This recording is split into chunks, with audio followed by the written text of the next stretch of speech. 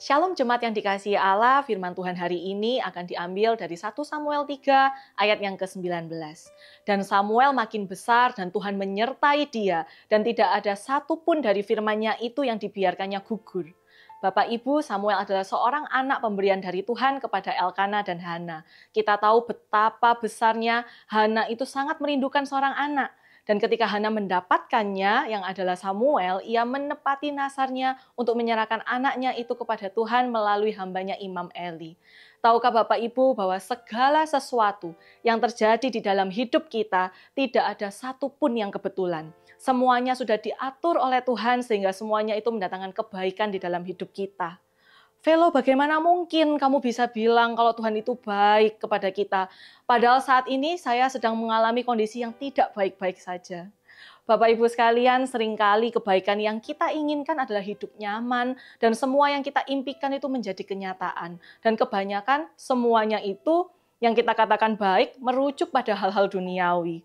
Tetapi kebaikan yang Tuhan datangkan dalam hidup kita sejatinya membentuk kita untuk semakin serupa dengan gambar Kristus. Dan seringkali proses itu tidak selalu sejalan dengan keinginan dan kenyamanan kita secara daging. Disinilah pentingnya peran orang tua dalam memperkenalkan nilai-nilai ilahi sejak dini kepada anak-anak, agar ketika proses pembentukan itu datang, mereka sudah memiliki dasar yang kuat di dalam Tuhan. Dan itulah yang dilakukan Hana. Ia mengambil peranan yang sangat penting dalam pengenalan Samuel kepada Tuhan. Sejak kecil Samuel dibawa kepada Tuhan dan ia tumbuh melihat teladan dan iman dari orang tuanya. Betapa besar cinta dan takut mereka kepada Tuhan. Itulah yang membentuk Samuel hingga Samuel menjadi hamba Tuhan yang setia, luar biasa dipakai Tuhan untuk mengurapi dua raja besar, yaitu Raja Saul dan Raja Daud.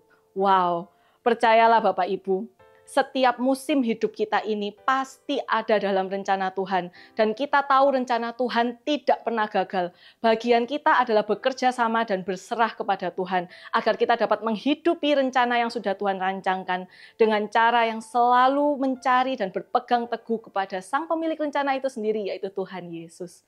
So, mari kita renungkan, apakah selama ini kita sudah benar-benar mengizinkan Tuhan ambil alih hidup kita, atau justru kita ini suka ikut mengatur-atur rencana Tuhan. Tuhan Yesus beserta kita semua.